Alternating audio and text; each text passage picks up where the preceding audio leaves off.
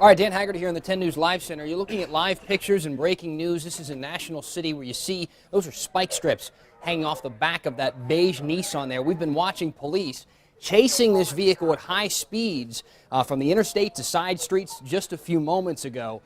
We aren't sure why they were chasing the person, but we just saw this all unfold right now. Seconds ago, when Kim was still talking in that last story, we saw this vehicle slow down, stop right there behind that truck. We haven't seen much movement since.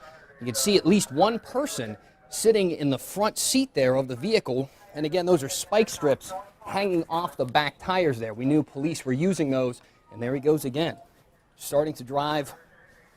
When traffic begins to move, police very close behind him.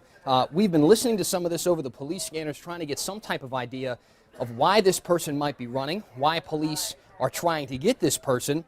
But there you go again. We thought for a second that he might have been finished, might have stopped, clearly having punctures in those back rear tires there, but taking off once again through busy streets, through neighborhoods, not really at a high rate of speed right now, but a few moments ago we saw this person driving very, very quickly.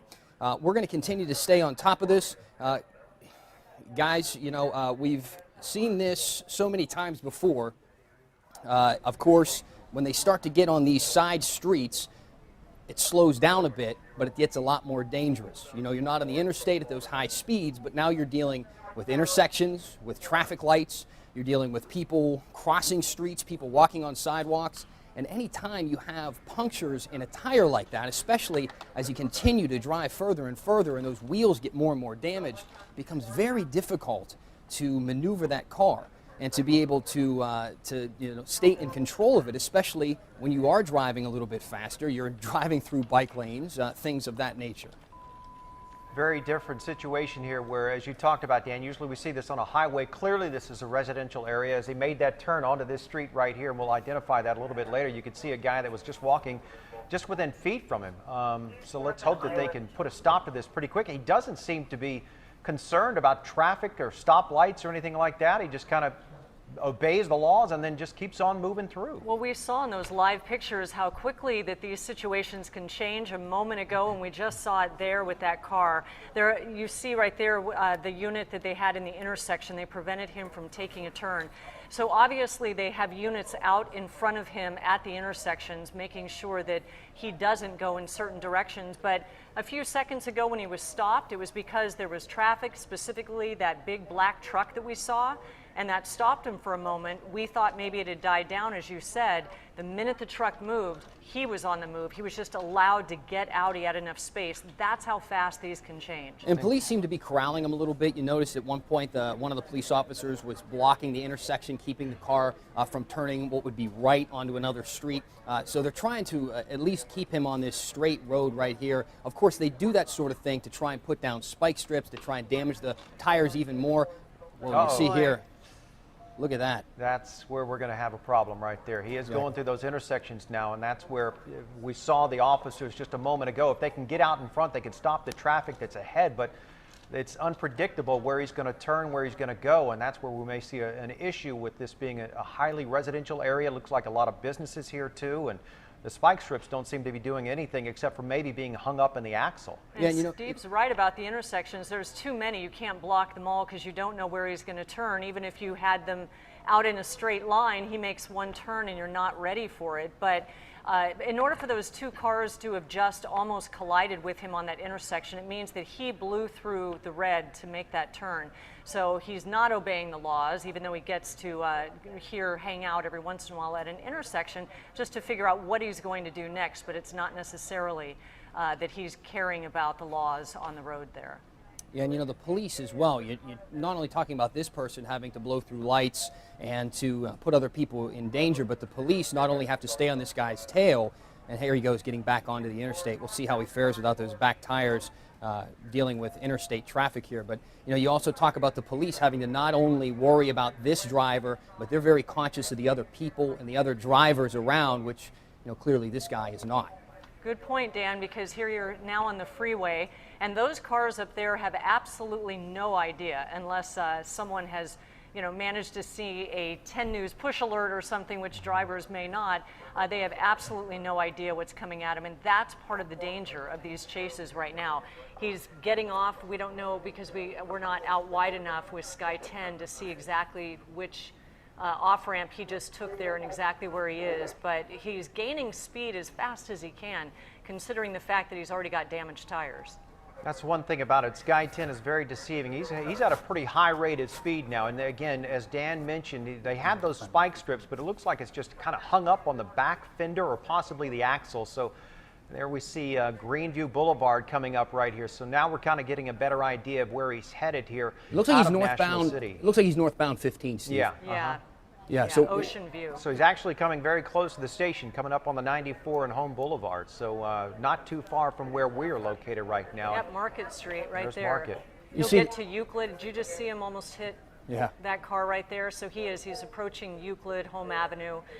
Eventually it would be downtown San Diego, and he'll be able to choose between lots of different freeway options there between 15, 805, and eventually the 5. So this guy, depending on how far this car will take him, can do a lot still this afternoon. Yeah, and you look in the other direction, there's a lot of traffic. It's 5:15 in the afternoon. This is rush hour. People are getting ready to go home from work. So it appears right now he hasn't chosen a very heavily trafficked area, but as Kim mentioned, there's a lot of options coming up, and he very may well choose something that has a lot more vehicles on it, a lot more people to put in danger. As you notice people pulling off the side of the road as he approaches.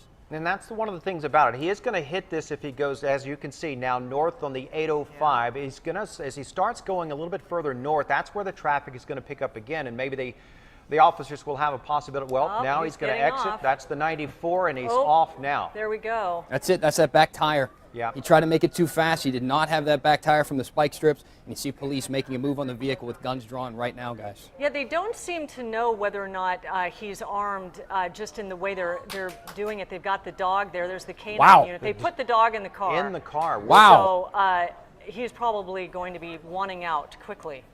How about that? The dog right through the passenger window. The officer scooping him up inside and dragging this man out right now. I don't know if I've ever seen a dog go through a passenger side window like that. They were not messing around. They wanted to take this thing down as quickly as they could. And, we just pause for a moment as we watch what they're doing. They've got the guy in custody. He got out of the car. They opened the other side. But, you, Dan, recently just did a story on these dogs, and they're all donations. They are not bought by PD. They're all donated. They have to be highly trained. And it's through the police foundation and people's donations that they have these canines.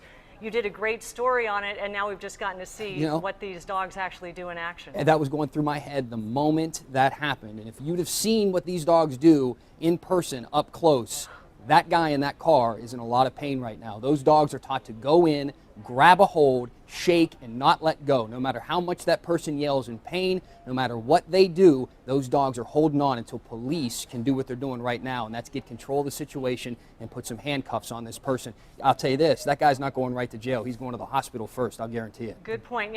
Years ago, Dan, I actually did a demonstration with those dogs with how they train them. They gave me an entire body leather suit and then had the dog hit me from afar. The leather suit didn't matter. I thought a truck hit me. It was the power those dogs have is amazing. That was an absolutely incredible ending. Let's go and show it to you one more time as this driver was getting off of the freeway here, hopping onto the 94, losing control with those back tires blown out from a spike strip. We can imagine we saw that spike strip hanging from the back tire until the person picked up speed on the interstate. And as soon as he hit that patch of dirt, and it looks like the car may have stalled or he couldn't regain control, police were out in a matter of seconds. And look at that dog being pushed up through that passenger side window. The guy had his windows down. He's probably regretting that big time right now. Good point. That was the difference. That right there. was complete and total technique by the San Diego Police Department, stopping traffic when they could, holding back, allowing this guy to do what he needed to do, knowing that he was going to screw up at some point. And if you know that turn to go south on the 94, it's quite a hairpin turn. So if you take it too fast, you're going to lose control. just like he did, but then waiting, being patient, and making the right move when they knew that they had to. And then, of course, with the K9 unit, what a finish. Yeah, guys, we're just hearing from the desk great point. how this all started. It was over on Imperial. Apparently, that's a stolen vehicle. The driver being suspected of stealing that vehicle and appeared to be running as though he might have been the right guy. Yeah, and Steve made a great point. Whether or not they were kind of coaxing him to take that exit or whatever by kind of getting in close, you can, try to make them make a decision. They knew that turn. They knew that all of this dirt was there, and so they got him away from traffic. They got him on his own in the middle of this dirt. Great way to take him down. That was perfect. Nice work by the San Diego Police Department. All right, Dan, thank you. We're going to